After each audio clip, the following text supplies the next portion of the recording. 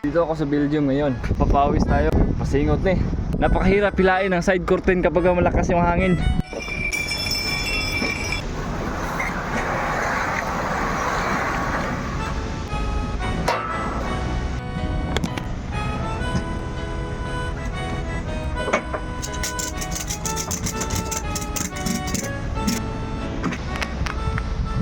Kakatapos ko lang magkarga mga cool.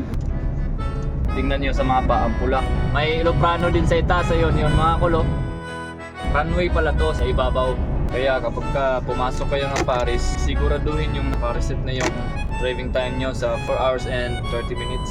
Ang hirap pa dito sa Paris kapag nagkamali ka ng exit. Layo ng iikutan mo tapos traffic pa. Asahan nyo na laging ganito ang Paris. Sure goal yan, naubusan yan ng oras kaya pumarada na lang dyan.